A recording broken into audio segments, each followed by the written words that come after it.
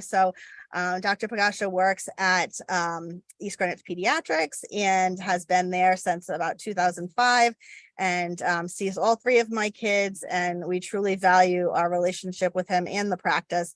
So Dr. Pogacar, thank you for coming, and we open it up for you to tell us a little bit about your perspective on vaccinations. Yeah, no, yeah, these discussions are important. I think people have to understand that it's good to be comfortable with how you're taking care of your children, and vaccines are just one part of that. They're medicines, just like anything else, and like any medicine, there's pros and cons, and there's risks and benefits. There's no vaccination without risk. So it's good to talk about that and to understand that there are risks, but what are the benefits? If the benefits don't outweigh the risks, why are we doing it? And we do try to talk to parents about that. And in general, I think most pediatricians in the state are going to do that, and my own personal stories that I've been, I'm well connected in Rhode Island.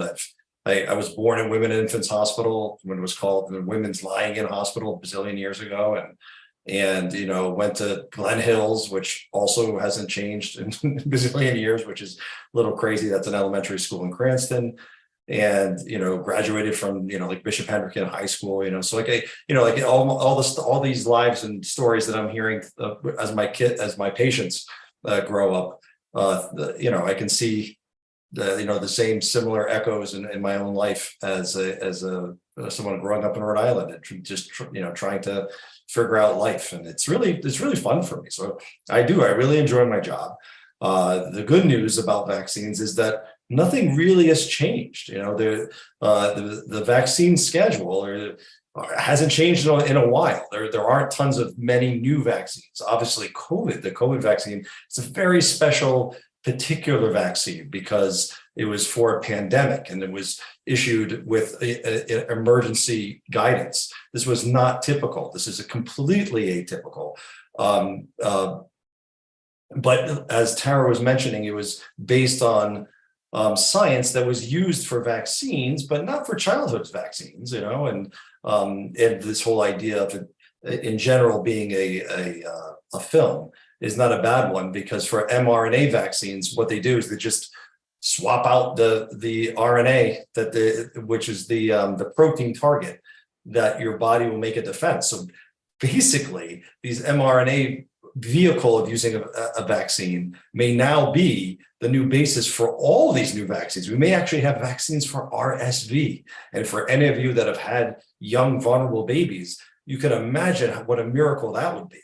I mean, we're cleaning out the hospitals. The children's hospitals are really emptying of disease since I've been a doctor, and I haven't been a doctor for that long. If we knock RSV off the list, I mean, who's going to be in the hospital anymore? It's amazing. When I was a young doctor, there was always one patient continuously. I mean, obviously they would get better and they'd get discharged, but continuously there was one patient with disseminated chickenpox in the hospital. That does not happen anymore. People think, oh, chickenpox, no big deal. I had chickenpox. Yeah, unless you're not that one kid, or if you're that other kid who has an immunodeficiency, or you're just a bad luck kid. These bad luck kids don't exist anymore, and it's because of our wimpiest vaccine, the vaccine that's the most neglected, the most kind of like throw away by parents. Why would I even need that? It's even that one is saving one bed in the children's hospital continuously every month. I mean, what a miracle, and that's actually how I view most vaccines, as miracles, because they're not treating disease, they're preventing disease, and they're keeping kids from dying. One issue that I always share with parents, which is the exact truth, is if you go back in time, further back in time, eventually there wasn't pediatrics. And we're talking about 50, 80, 60 years ago. I mean, not hundreds of thousands of years ago, just a few generations ago, there weren't pediatricians, there weren't vaccines. But there was something else, there were children's cemeteries. And I know that sounds very bleak, but those existed. And what filled up children's cemeteries? Children who had diphtheria and tetanus and pertussis.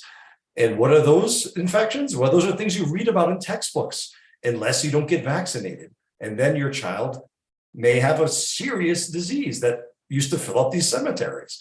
And why? Because we don't eliminate these diseases. These diseases live with us. All these diseases it gets so complicated because, if you look at the vaccine schedule, you look at the targeted diseases, those are all individual organisms. Some are viruses, some are bacteria. I mean, you really need a PhD to understand these things in great detail. But the base idea here is that they're pathogens. They're looking to cause harm, and some of them just live with us. Diphtheria, pertussis, in a mile of my office, I can find these diseases. They're out there. They're just not causing trouble because people have been vaccinated. And then some people aren't vaccinated. It's not causing trouble for them either. But that's because enough of other people are vaccinated. We're protecting each other. So the other great news about vaccines, it's a great communal contract. We're protecting each other's kids. Other people are protecting your kid just by getting vaccinated. It's wonderful. This is a great idea of social contracting. We protect each other. Those who can get vaccinated. Those who can't, we will help protect you. But it's part of what we do. It's part of, what we're a community. We're RIPIN, the parents talk, work together, and do unbelievable things to network and help keep their children on the right direction and get the proper health care. Well, the vaccines are part of this. And and the ones that are on the schedule, we have to see what happens with COVID, and we're learning. We're sort of with COVID, the COVID vaccine and COVID, the illness, which it was a totally brand new illness. I mean, how scary is that a just brand new illness can appear? Well, that happens. That's the world we live in. Sometimes brand new illnesses appear. Luckily, we have science that can build a plane as it's flying and come up with things that are helpful. Not necessarily completely eliminate and cure it. Weren't able to do that, but they were able to provide a vaccine that saved hundreds of millions of lives. This is fantastic. Now, we can look at the other side. The other side is always going to be with any medicine, whether you're talking about Tylenol or Motrin or Benadryl, which you may have heard in the news, these poor kids doing these Benadryl challenges. They don't understand that all medicines have side effects that can harm people and have. Motrin is one of these medicines that everyone should be respectful of because it causes kidney failure in kids. It just does. And does it do it a lot? Do you hear about it in the news? Not too often, but it happens. And it's a much, much, much higher degree than anyone's been hurt by a vaccine. So that's why the whole idea of benefit that I talked about before and risk benefit, to really weigh that, I highly recommend that you talk with your doctors, because to understand all these risks and benefits and what the true risks really are, and what percentages are we talking about that get things like Guillain-Barré, which is this horrible disease from the flu, versus dying from the flu or injuring from the flu, or what's the idea here, and hopefully your pediatricians will try to explain this the best they can and work with you. So I think we've eliminated Haemophilus influenza is another one of these germs that's on the schedule. We've eliminated that meningitis in my career. That used to be something that I used to worry about with babies all the time, and we used to see it with babies every year. One of my babies would have H flu meningitis once a year. I haven't seen it. I haven't seen it in 15 years. It just doesn't exist anymore. Strep pneumo. Not only have we eliminated basically strep pneumo in pediatrics, again, the young pediatricians don't even know what that looks like because they don't see it. And it's all because of vaccines. I mean, it's amazing.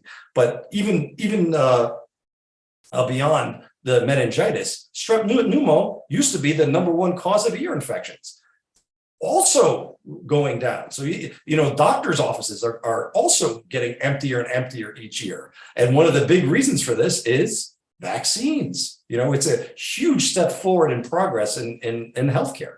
Now, again, is it without any risk and is there no downside? No, of course there is. That's just how things go. We just haven't been able to figure out things that don't behave like that. We don't have any medicines that don't have side effects and potential problems.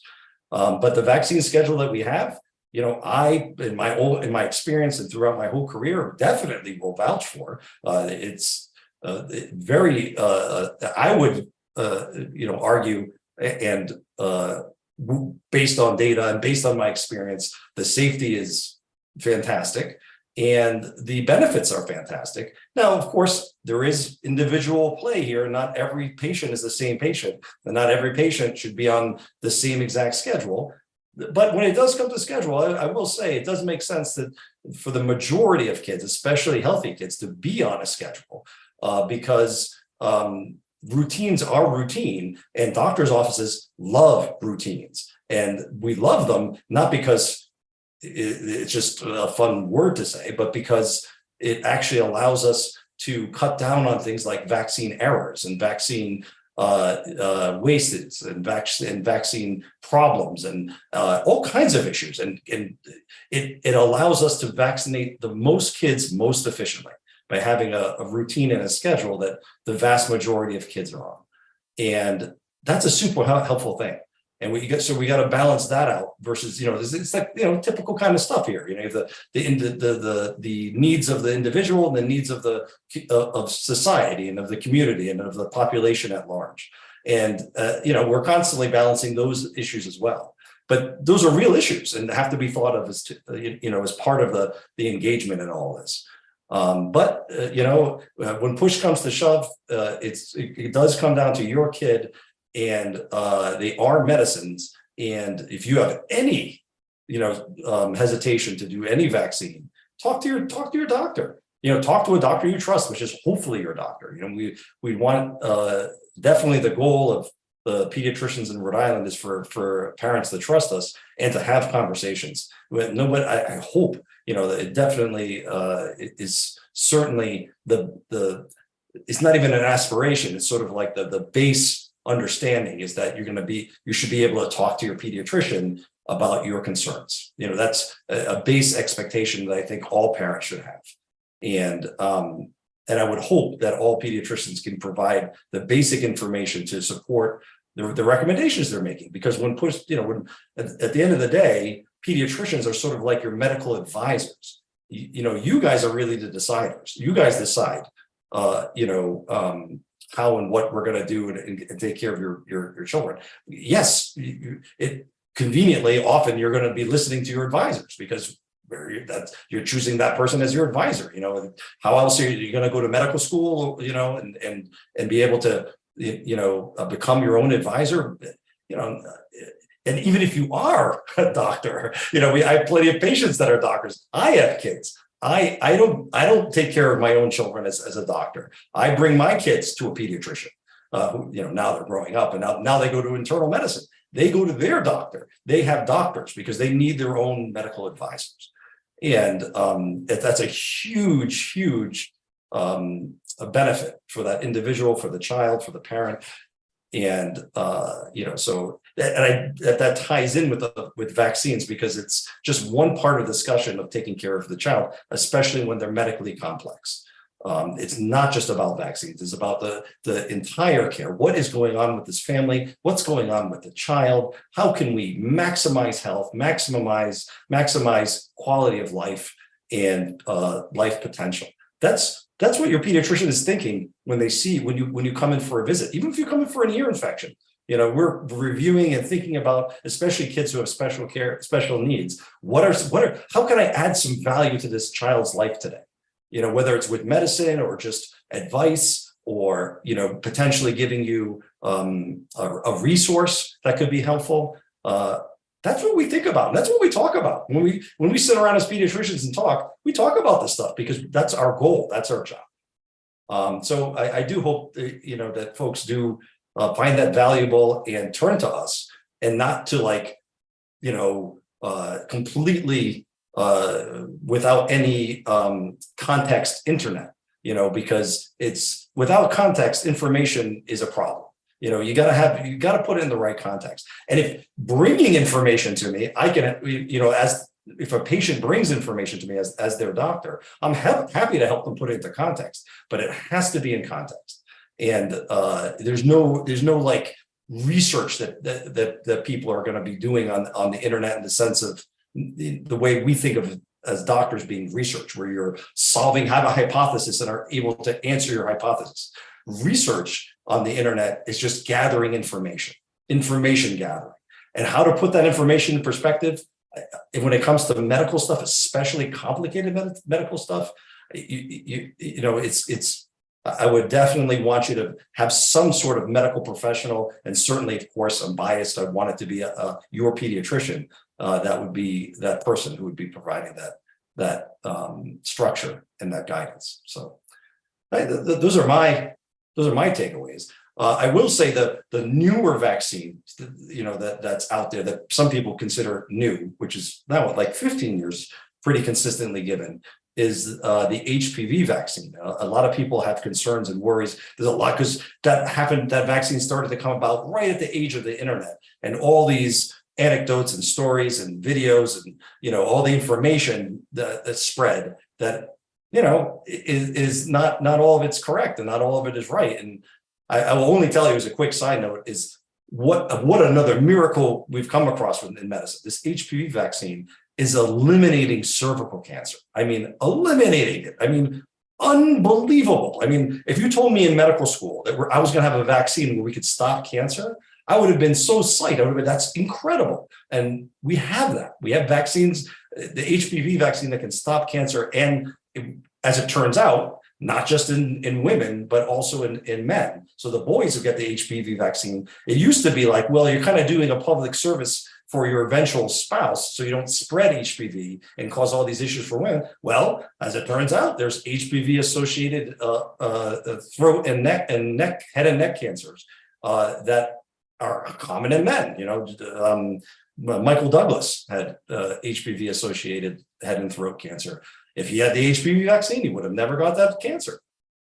That's incredible to me. I mean, just that story alone is such a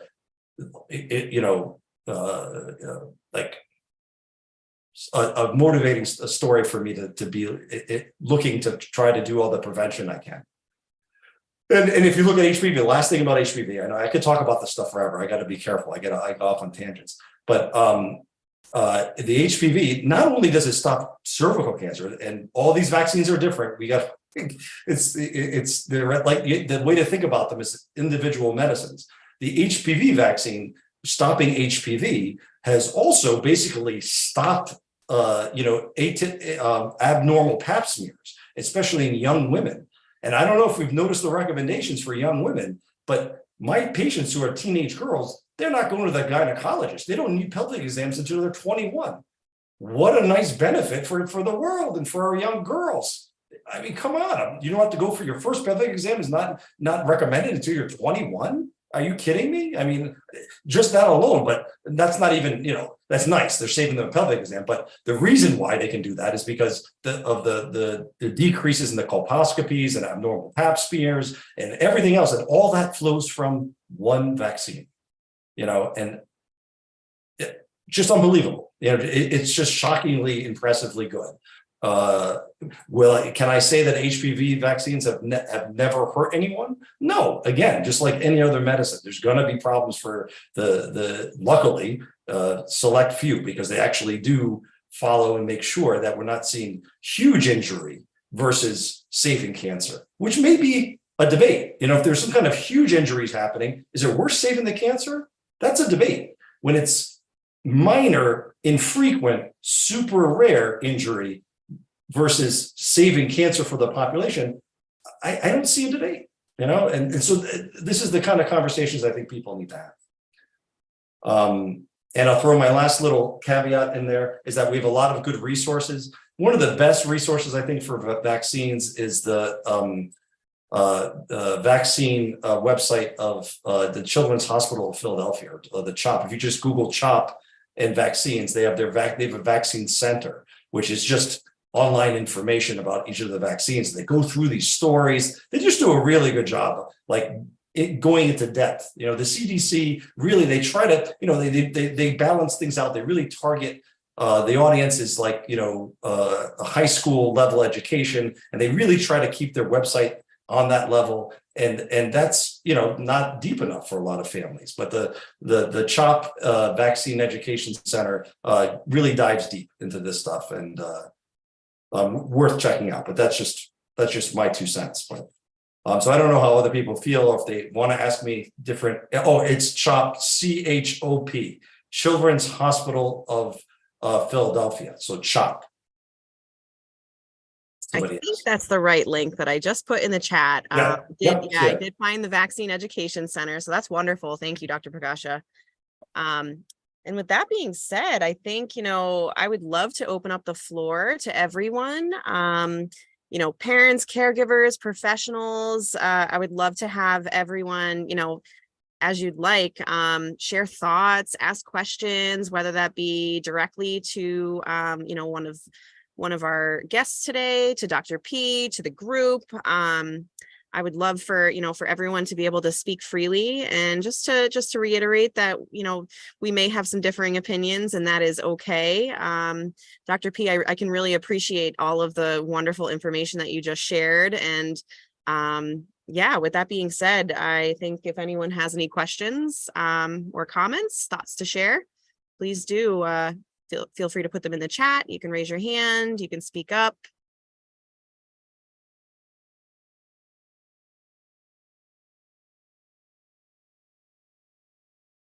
And just so while people are thinking of questions, it is okay to have questions and to disagree. Like nobody, I'm never offended when someone has a different idea.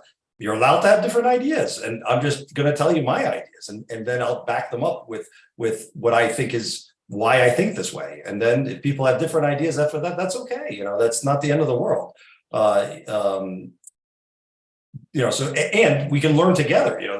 There's more than once people have asked me very complicated ideas about vaccines, and I really had to be like, that's an interesting question. I haven't thought about that, especially with the COVID vaccines. I mean, this was I think that was a challenging time, because COVID vaccines did not go through the typical process of vetting for safety and so on. They were purposely rushed. It was rushed, but of course on purpose. We're in the middle of a pandemic that we didn't know how bad it was, and we didn't know how bad it was going to be for children.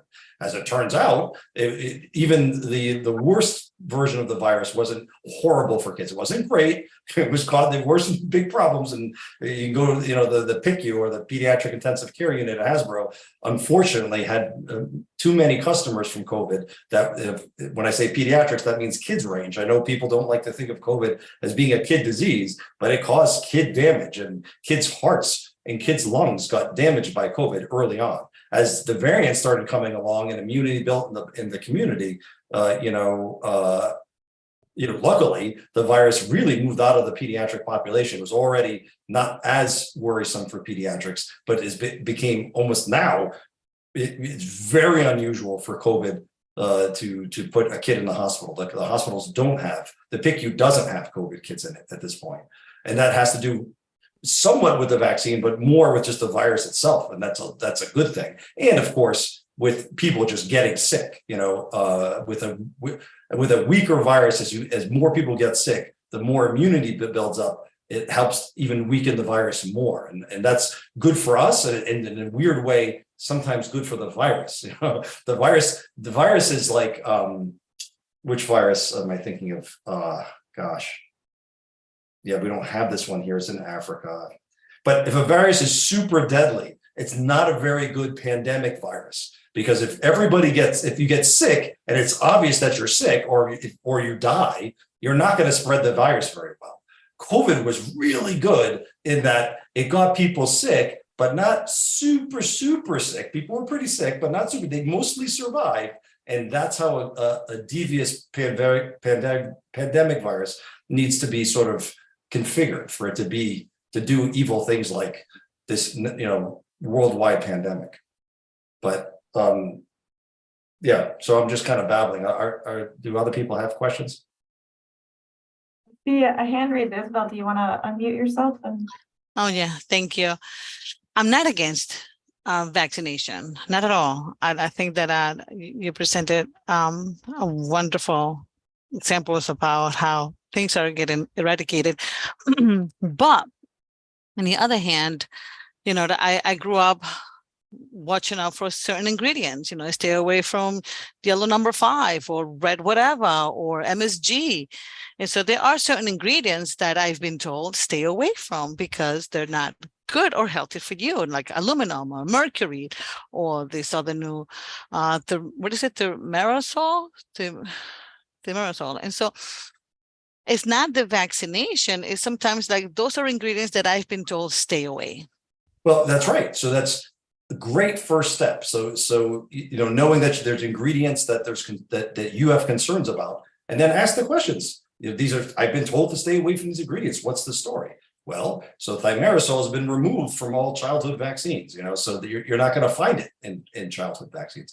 And they did that out of abundance of caution. It's actually a type of mercury, and it's a subtype of mercury. Mercury is, a poison, and a lot of medicines are poisons, especially depending on the dose. So doses matter. And the thimerosal doses that were in the vaccines were micrograms.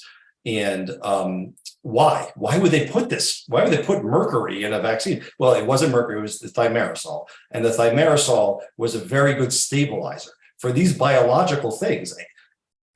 It's just nuts that scientists can come up with things like that where they can put pieces of virus and have it remain viable, and that you can inject it into your body and have your body then develop a defense against it.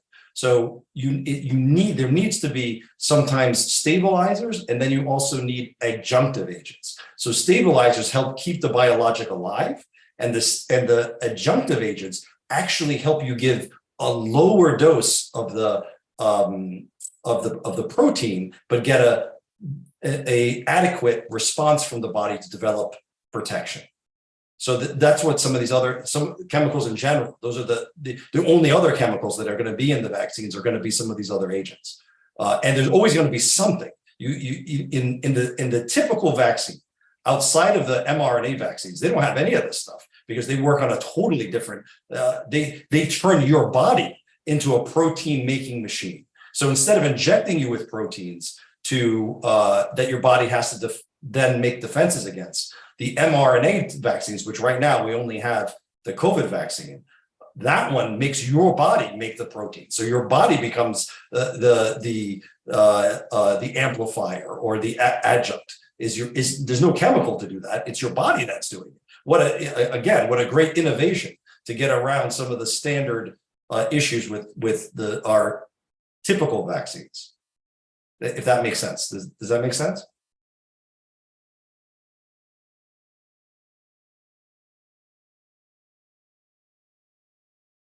Isabel, did that make sense for you? You're muted, Isabel.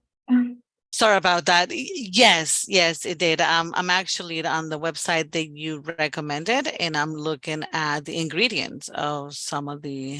Yep. And of course they've researched this stuff. It's not like the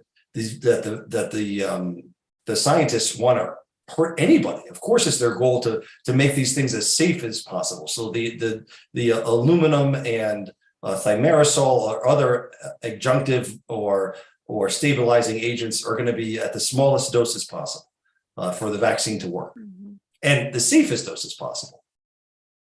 But these are other agents within a medicine that can cause harm, because you can have an allergy to any component of the medicine. Right. Including, like, I've never seen it, but you can have an allergy to aluminum. That's a potential thing. And really, as a pediatrician, the thing I worry the most about when it comes to vaccines is allergic reactions. Although I had never seen one to a vaccine myself. Like, I've luckily in my office giving the vaccines, for my career, I've never had a kid have an anaphylaxis reaction to a vaccine ever. And that was a big concern. There seemed to be a higher number of that with the COVID vaccine. And it actually has borne out. It is a little bit higher than the average vaccine, but still it's such a rare rate that we gave a huge chunk of my practice multiple COVID vaccines. And, we didn't see any, never mind anaphylaxis, which is like the major allergic reaction. We didn't see any minor allergic reactions. Yeah, that's what I'm afraid of. An Sure. allergic reaction, yes. Yeah, Because I am allergic to the influenza, and so is my son. yeah. Oh, yes. So So, we that, don't. so that, so and we that's, don't- yeah, that, right. And if you're allergic, that's not for you. And then thank God, other people are getting the vaccine to protect you and your son. You know, Mhm. that's again goes back to the community idea, like the social contract that's implicit in vaccination. Thank you. Yeah, you're welcome. Thank Yeah, you, Dr. I'm P. happy I to answer any know, of your questions. You know, I know what I do. Baratang, you also had your hand up as well. So I want to make sure that we get to your question if you have one. No, it wasn't a question, it was just a comment. I just wanted to say, like, from a mother's point of view, at times when you go, I believe in prevention, right? Especially for kids at that age.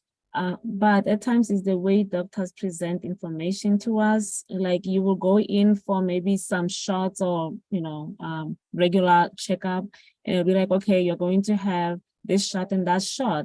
And then something like HPV, somebody, a doctor will just say, oh, would you like to have this too? So, then the pushback on the parent's side or on anybody's side is like, no, we came in for this. And that's time now going. So we don't make a special appointment to say, oh, I'm going to take my kid today for this, to be immunized from this.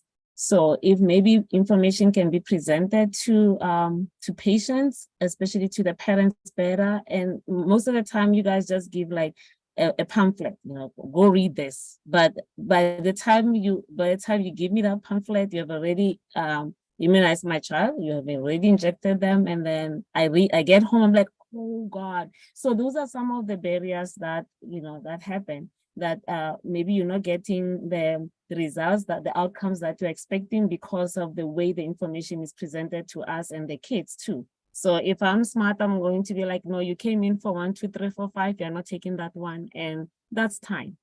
The sooner, if we could get information better, let things be explained that, oh, there's this vaccination, it's important at this time, and these are the reasons why he needs to get it, that'll be better.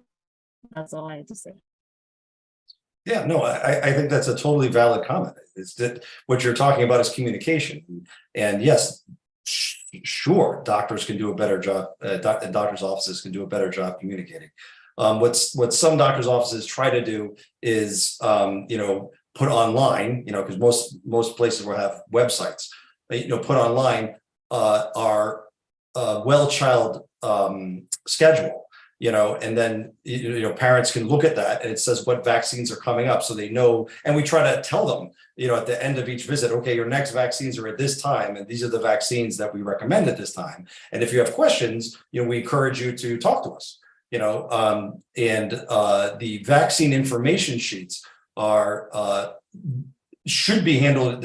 They should be given before the vaccines for sure. And I would advocate for them to be given days before the visit, just like you're saying. I think that's, what we do in our office is that we have when you first become a patient of our practice, you get a bunch of information in a binder. And in the binder is the vaccine information sheet for every single vaccine that we will ever use for any child in our practice, except for a couple of special ones. There's a couple of special ones that are so unique, that are only for very niche. So all the scheduled vaccines, let's just put it that way, are in that packet, the vaccine information sheet, including like HPV or any of them. So we encourage parents to read ahead of time and to, we have patient portals, people can send us a little email saying this is, and people do all the time about issues around, well, I haven't even thought about this vaccine because people, why would you? Until your kid is ready to get the vaccine, you may never think about the vaccine. That makes sense. Why are you going to suddenly wake up one day and start thinking about the HPV vaccine if you have a 5-year-old kid? But when the time does come, yes, get the information ahead of time, learn as much as you can and ask as many questions. And if you're not comfortable, don't get the vaccine. There's very rare times where I think it's like, oh no, we must do it now. But of course, I think what you were implying, the downside to that is then you would have to come back to another visit. Yeah, well, right. Either you get the vaccine or you don't get the vaccine. Those are the only choices for that day. But if you wait until you feel comfortable or until you get the information and get your questions answered, that may be the way to go. But those are the things that the parents have to decide. And yes, it's on the doctors to communicate and to try to get the information to parents before the visit. You shouldn't be coming in and it's the first time you're having the opportunity to think about these vaccines. But I do encourage parents to actually look at the website and say, all right, my kid's turning 11, maybe I should see these vaccines and read about them ahead of time. There's also that aspect as well, is that has to be a shared responsibility. Thank you. And I know we are a little over time. Sarah, if you could just share that final poll real quick. We didn't end up going over the resource slides, but we will send those out. I have Rhode Island specific resources, which has resources from Rhode Island Department of Health and the Rhode Island American Academy of Pediatrics, as well as the resources that Sue had sent over from the Autism Project. And then we will, there is another survey, like an overall webinar survey that will be on those slides with a QR code or a link. If you guys would fill those out, that would be great. We'd appreciate it. Again, we'll share the recordings with you. I know due to the little technical difficulties we had at the beginning, we may have lost a few people, but again, it was live streamed and we'll have it recorded so we can share.